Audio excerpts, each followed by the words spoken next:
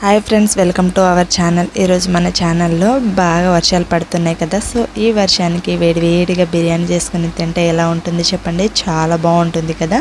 అందుకోసం నేనైతే సింపుల్గా ఈ వర్షానికి దానికోసం నేను 1/2 kg చికెన్ని తీసుకొని 1-2 సార్లు ఫ్రెష్గా కడిగి తీసుకున్నాను. ఇలా కడిగి తీసుకున్న చికెన్ని ఒక బౌల్ తీసుకొని బౌల్లోకి యాడ్ చేసుకోవాలి. బౌల్లోకి యాడ్ చేసుకొని దీంట్లో 1 table spoon garam masala, 1 table spoon chicken masala, 1 table spoon ధనియాల పౌడర్, 1/2 టీ స్పూన్ పసుపు, 1 table spoon salt, 2 table spoon వరకు కారాన్ని యాడ్ చేసి ఒక నిమ్మ చెక్కని తీసుకొని రసాన్ని తీసుకోవాలి.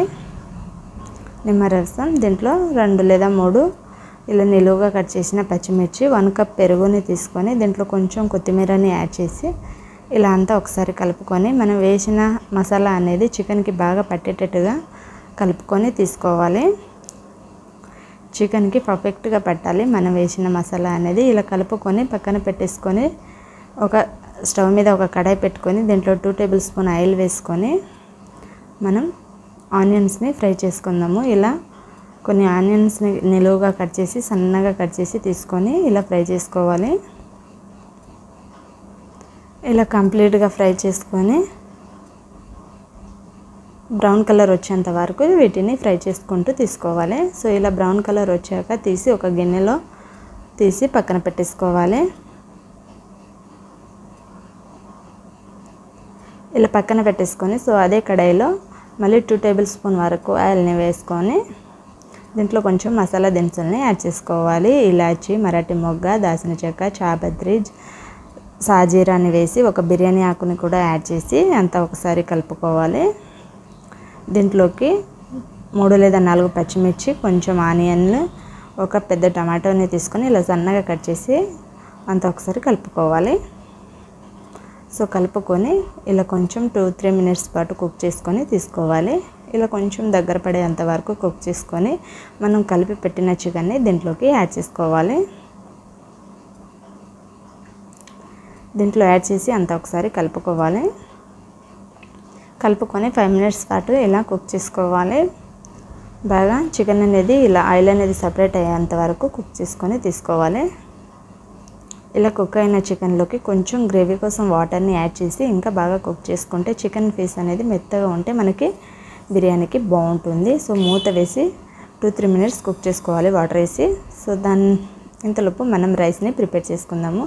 ఇలా 2 గ్లాస్ రైస్ని తీసుకొని దీంట్లో కొన్ని వాటర్ని యాడ్ చేసుకోవాలి. వాటర్ని యాడ్ చేసి దీన్ని ఫ్రెష్గా 2-3 టైమ్స్ కడిగి తీసుకోవాలి. నేను ఇలా ఫ్రెష్గా కడిగి తీసుకున్నాను. ఇలా కడిగి తీసుకున్న రైస్ని పక్కన పెట్టేసుకొని మనం కుక్ చేసిన చికెన్ గ్రేవీ అనేది చాలా దగ్గర పడి చికెన్ అనేది పర్ఫెక్ట్గా ఉడుకుతుంది. సో చికెన్ అనేది ఇలా పర్ఫెక్ట్గా ఉడికాక దీంట్లోకి మనం కడిగి పెట్టిన రైస్ని యాడ్ చేసుకోవాలి. ఇలా కడిగి పెట్టిన రైస్ని కంప్లీట్గా యాడ్ చేసుకొని తీసుకోవాలి. రైస్ని చికెన్ ఒకసారి కలుపుకొని తీసుకోవాలి.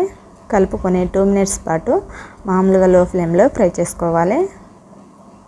ఇలా ఫ్రై చేసుకొని మనం 2 గ్లాస్కి నేను 3 గ్లాస్ వాటర్ని యాడ్ చేస్తున్నాను. ఎందుకంటే చికెన్లో కొంచెం గ్రేవీ ఉంది కదా, 1/2 గ్లాస్ వరకు అది ఇది కొంచెం కవర్ అయిపోతుందండి.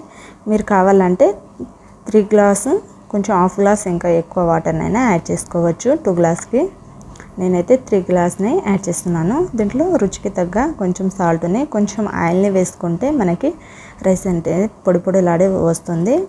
సో దీంట్లో కొంచెం కొత్తిమీరని కూడా యాడ్ చేసి అంతా ఒకసారి రైస్కి పట్టేటట్టు కలుపుకోవాలి. ఇలా కలుపుకొని మూత వేసి 2-3 మినిట్స్ వరకు కుక్ చేసుకోవాలి. మనకి దీనికి గాలి అనేది బయటకు రాకుండా మూత అనేది కంప్లీట్గా క్లోజ్ అయ్యేలా పెట్టేసుకోవాలి. ఇలా పెట్టేసుకొని కొంచెం గ్రేవీ అన్న వాటర్ అన్నది ఉన్నప్పుడు రైస్ మూత తీసి దీంట్లో మనం ఫ్రై చేసి పెట్టుకున్న ఆనియన్స్ని యాడ్ చేసుకోవాలి. దీని మీద కొంచెం కొత్తిమీరని, మీరు కావాలంటే కొంచెం ఫుడ్ కలర్నైనా యాడ్ చేయొచ్చు. ఇలా రెడీ అయ్యాక మనకి కింద అడుగు మాడకుండా ఒక ప్యాన్ పెట్టుకొని ప్యాన్ మీద కుక్ చేసుకుంటే రైస్ అనేది పొడి పొడిలాడుతూ వస్తుంది. ప్లస్ మనకి ఎలాంటి గిన్నెలో చేసుకున్న బిర్యానీ అనేది అడుగు మాడకుండా ఉంటుంది. అందుకోసం నేను ఒక ప్యాన్ పెట్టి ఇలా కుక్ చేసుకున్నాను. చూడండి ఎంత పొడి పొడిలాడుతూ వచ్చేసిందో. చాలా సింపుల్గా బిర్యానీ అనేది రెడీ అయిపోయింది. ఇలా స్టవ్ ఆఫ్ చేసుకొని వేడి వేడి బిర్యానీని సర్వ్ చేసుకొని తినేయచ్చు. ఇలా వేడి వేడిగా చేసుకొని కడుపు నిండా కమ్మగా తినేయచ్చు. ఈ వర్షానికి మనకి బిర్యానీ అంటే చాలామందికి ఇష్టం కదా. సో వేడి వేడి బిర్యానీని మీరు ఒకసారి ట్రై చేయండి. ట్రై చేశాక మీకు ఎలా కుదిరిందో కామెంట్ చేయండి. ఇలాంటి మరిన్ని రెసిపీస్ కోసం మన ఛానల్ని తప్పకుండా సబ్స్క్రైబ్ చేసుకోండి. వీడియో నచ్చితే ఒక లైక్ చేయండి. మీ ఫ్రెండ్స్కి రిలేటివ్స్కి షేర్ చేయండి.